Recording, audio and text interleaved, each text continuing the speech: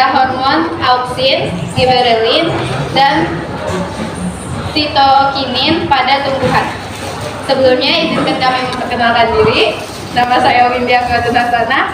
Nama saya Raya Naskia Melka. Nama saya Aidan Safik Akmal. Nama saya Dr. Renitandi. Saya Anissa Juliana. Nama saya Jessica Murni. Nama saya Putri Agustin. Materi yang pertama yaitu mengenai hormon auksin akan dibacakan oleh Ryan Askia, saya dan juga Haida. Hormon auksin.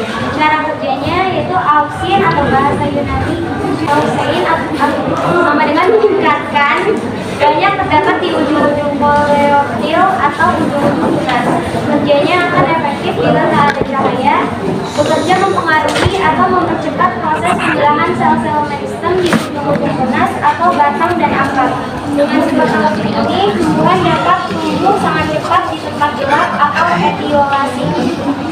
Kuncup apikal yang sedang tumbuh menghasilkan hormon auksin. Sementara itu, kerja auksin dihambat oleh adanya cahaya. Apabila sebagian kuncup apikal diarahkan pada cahaya matahari, akan terjadi pengangkutan auksin dari bagian yang terkena cahaya ke bagian yang terlindung dari cahaya. Pada keadaan demikian, auksin akan merangsang pertumbuhan sel-sel pada bagian yang terlindung tersebut. Pada saat yang bersamaan, pertumbuhan sel-sel pada bagian yang terkena cahaya matahari akan terhambat karena konsentrasi auksinnya rendah. Akibatnya, batang akan tumbuh melengkung ke arah datangnya cahaya matahari. Sifat auksin ini digunakan oleh para petani buah untuk merangsang bunga menjadi buah tanpa pembuahan terlebih dahulu, sehingga kini muncul jenis buah tanpa biji seperti semangka, jeruk, dan durian. Proses pembentukan buah tanpa pembuatan ini disebut partenokarpi. Auksin juga dipakai untuk memacu tumbuhnya dapat pada batang-batang stek. Nah, ini contoh hormon auksin yang bekerja pada tumbuhan. Jadi di sini itu ada kuncup apikalnya yang ada di sini. Lalu di sini kuncup apikalnya itu atau ujung tunasnya itu dipotong dan ditempel di balok agar mengandung auksin. Nah, yang di sini ditempel di balok agar tidak mengandung auksin atau mengontrol hormon auksin yang terjadi pada tumbuhan. Kemudian dari kata giberella atau giberella, giberella adalah jamur yang menghasilkan hormon giberellin. Secara lihat, giberella menginjeksikan tanaman lain dan mengeluarkan ekstrak giberellin. Akibatnya tanaman inang tumbuh raksasa. Setelah ditemukan pada giberella fujiifoloi sebanyak 25 macam senyawa giberellin. Ternyata ditemukan pula 73 macam lainnya pada tumbuhan ini. Giberellin dapat mempercepat tumbuhnya tunas dan mempercepat perbungaan vernalisasi, yang berarti mempercepat pembuahan. Sekarang dapat ditemukan produk buah-buahan melimpah sebelum musim. Ini berkat penggunaan giberellin oleh para petani buah di luar musim berbuah. Adapun beberapa fungsi giberellin, yang pertama digunakan untuk partenokarpi, menghasilkan buah tanpa biji, mempercepat penuaan daun, sayuran, dan buah jeruk, memacu pertumbuhan padang rumput untuk ternak, menyebabkan gerombol buah anggur lebih panjang, mendorong produksi benih. Oleh pembuatan bir digunakan untuk mempercepat proses pembuatan malt, melenyapkan tangkai daun seledri dan meningkatkan tanaman tebu dan produksi gulai.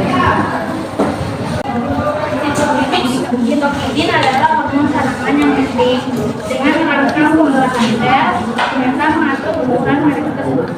Dua primordial daun dan buah dan cucuk, mereka dapat melakukan diferensiasi dan berhubungan dengan sosial. Fungsi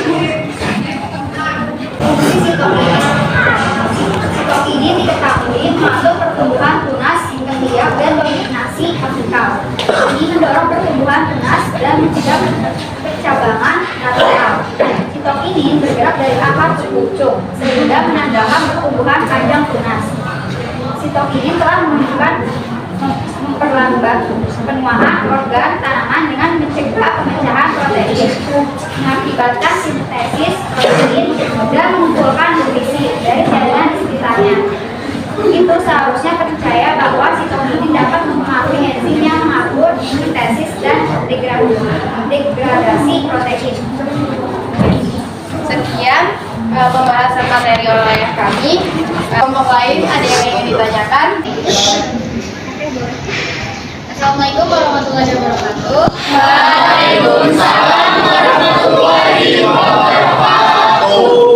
Perkenalkan, nama saya Farita Bismillah, saya dari kelompok 1. Di sini saya ingin bertanya, apa yang terjadi jika tanaman kekurangan hormon auksin? Terima kasih. Oke. Selanjutnya. Assalamualaikum warahmatullahi wabarakatuh. Waalaikumsalam warahmatullahi wabarakatuh. Perkenalkan, nama saya Mesir Firmandari, saya dari kelompok 2. Saya ingin bertanya, apa yang terjadi jika tanaman kekurangan hormon sitokinin? Terima kasih. Oke, selanjutnya. Assalamualaikum warahmatullahi wabarakatuh. Waalaikumsalam warahmatullahi wabarakatuh. Nama saya Kisana Yamati dari kelompok 5. Saya mau bertanya, apa hubungan antara auksin dan cahaya matahari terhadap pertumbuhan? Izinkan kami untuk mendiskusikan jawaban untuk pertanyaan kalian. Baik, selanjutnya saya akan menjawab pertanyaan kita dari kelompok 1.